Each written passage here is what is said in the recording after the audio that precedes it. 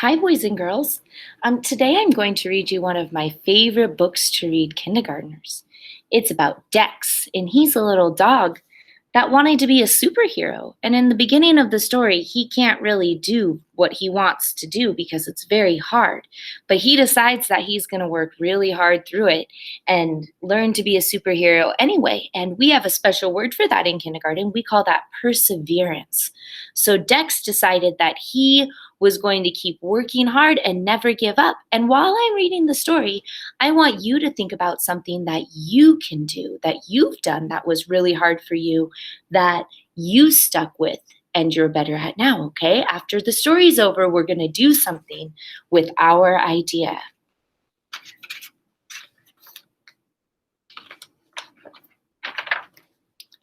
Dexter was a little dog. His legs were little. His tail was little. His body was little.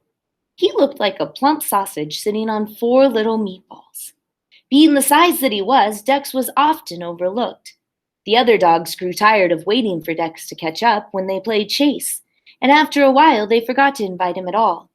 No one really seemed to notice him, except for Clevis, the tomcat, when he demonstrated how he could stand right over Dex and not even ruffle his fur. Yes, everything about Dex was little, except for his dreams. He wanted to be a hero. He could just see it. The mighty Dex flew up into the dark and starry night. Oh, look at who he wanted to be. But wanting and being are 2 different things. Dex lived on dreams until one day, after crawling out from Clevis yet again, he decided there had to be more to life than gazing at the underside of a cat. There had to be more to him. If he could be a hero, he would be. So Dex started training. He read every superhero comic book he could find. He watched every superhero movie ever made. He went to the library. Furiously, he studied, knowing everything depended on him. Dex figured that a hero must have strong muscles. He needed to exercise, and lots of it. He needed exercise, and lots of it. Dex started trotting to the corner and back every morning. He hopped over every crack in the sidewalk. He struggled to climb the garbage pile up and over and down. Then he went up and over and down again.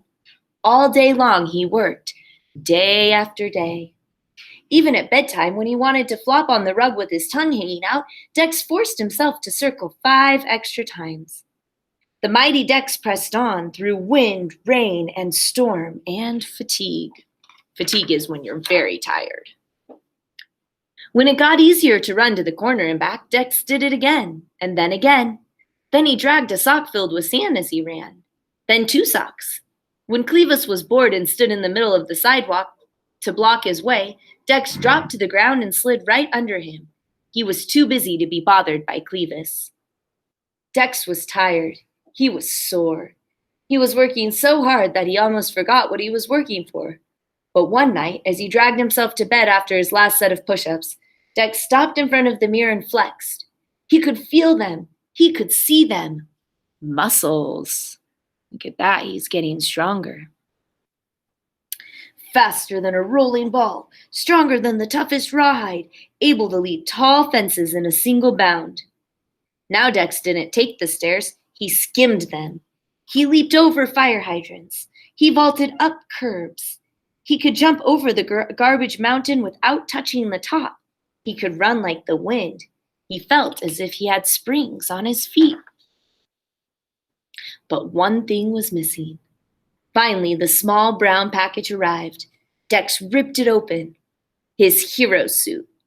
It was red with a shiny green cape, and it fit like a glove. Dex loved the way it felt. He loved the way it looked, and he loved the feeling he had when he put it on. He was ready. With the courage of a lion, the strength of the bear, and a heart of a superhero. When Dex went out in his suit for the very first time, he looked up the street and down. He noticed a young pup trying to cross the street. Dex sprang into action. "May I help you?" he asked. He guided the wide-eyed pup across the street and grinned as the pup stared up at him with his mouth hanging open.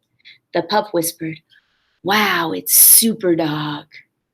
Super Dog. Dex liked the sound of that. Of course, when Clevis saw Dex, he just had to comment, "Hey Dex, where's the party?" And when he saw him a few days later, Clevis called out, "Look everybody, it must be Halloween. Anybody got a treat for Dex?" Dex was so busy that he was able to ignore Clevis, for the most part. The only time his face even got red was when Clevis yelled, "Where'd you get that dress up?" Dex had to wonder if Clevis saw anything but the suit. Didn't he understand that the suit was just a way to let people know he was there to help? The sun glinted off the emerald cape as Superdog raced to the rescue. There was a mouse he saved from the sewer. A purse snatcher he tackled. He fixed his neighbor's sprinkler.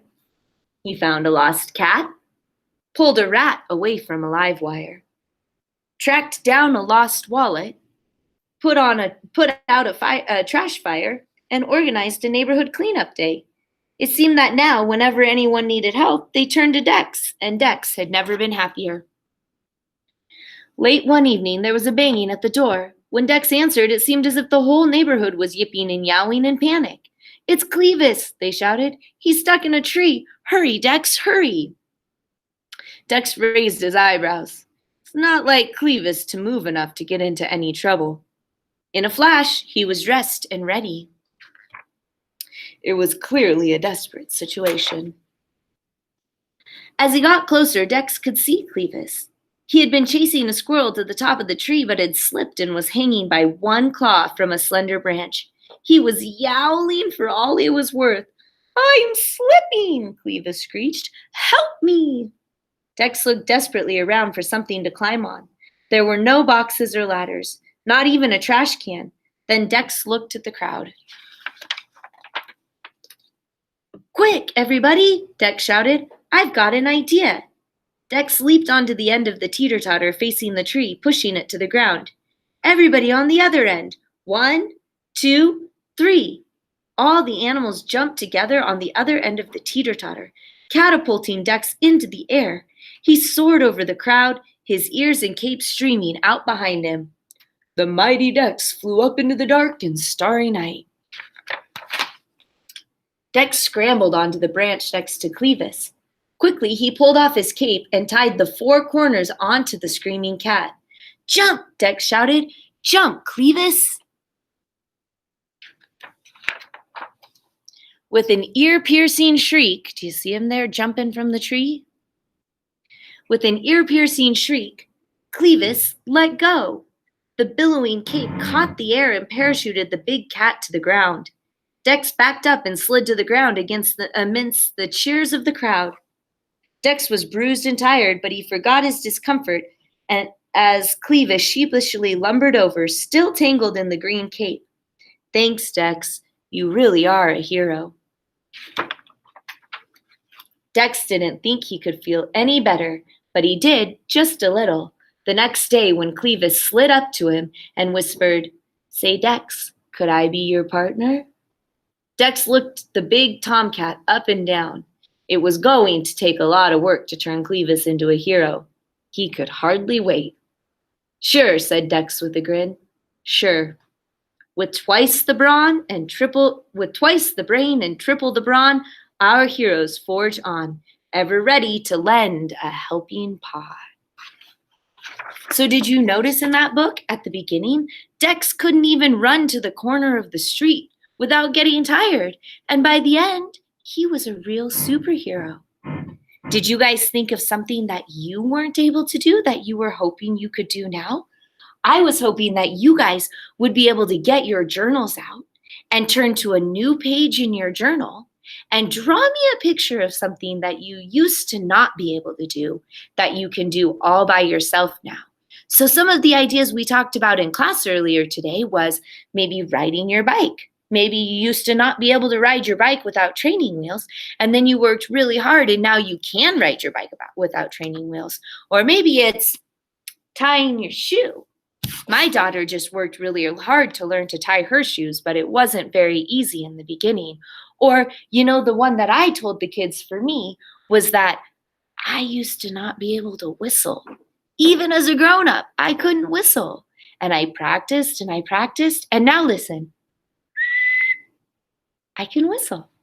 So, what is something that you can do that you used to not be able to do and you had to practice a lot in order to do it? Okay. So, I want you to get out your journal, open it up to the first blank page, and think about our journal rules. Okay. So, make sure before you start drawing your picture, you write your name on the top.